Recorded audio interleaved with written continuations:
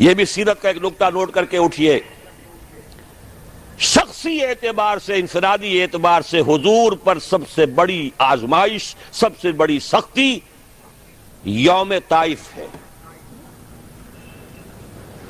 اور ایک جماعت کی حیثیت سے صحابہ کرام پر سب سے بڑی آزمائش، سب سے بڑی سختی غزوہ احزاب،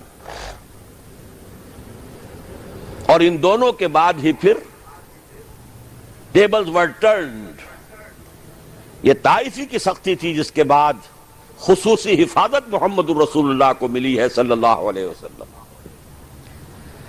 مدینے کی طرف کھڑکی کھلی ہے، اسی سن میں، اسی سال میں، حج کے موسم میں 6 افراد ایمان لے آئے، اگلے سال 12 آ گئے، اس سے اگلے سال 72 آ گئے، بیعت عقبہ ثانیہ ہو گئی، ہجرت کے لیے دروازہ کھل گیا، فتح اور سربلندی کے راستے جو ہے کشادہ ہوتے چلے گئے۔ اسی طرح صحابہ کرام پر سخت ترین دور آیا ہے غزوہ احزاب کا۔ میں نے جو آیات آپ کو سنائی ہیں سورہ احزاب کی، کاش کہ آپ کو ترجمہ سمجھ میں آ گیا ہوتا۔ جب وہ تم پر اوپر سے بھی چڑھ کر آئے، نیچے سے بھی چڑھ کر آئے، جبکہ آنکھیں پتھرا گئیں، اور جسے ہم کہتے ہیں دل بلیوں اچھل رہے تھے، گلوں تک پہنچ گئے تھے، اور تم میں سے کچھ لوگ وہ بھی تھے منافقین جو طرح طرح کے گمان کر رہے تھے اللہ کے بارے میں کہ شاید اللہ نے ہم سے جھوٹ وعدے کیے تھے مدد کے۔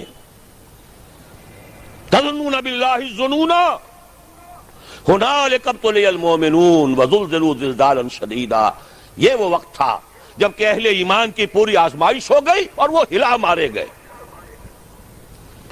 البتہ نوٹ کر لیجئے کہ اس آزمائش میں کامیابی کے بعد صورتحال تبدیل ہوئی، وہ میں ذرا بعد میں بتاؤں گا۔ اس وقت نقطہ یہ نوٹ کیجئے، جب یہ آیات نازل ہوئیں، یریدون کا فاعل کون تھا؟ یہود۔ یریدون لیطفئوا نور اللہ بافواہہم واللہ متم نورہ ولو کرہ الکافرون۔ یریدون ان یطفئوا نور اللہ بافواہہم ویابی اللہ الا یتم نورہ ولو کرہ الکافرون۔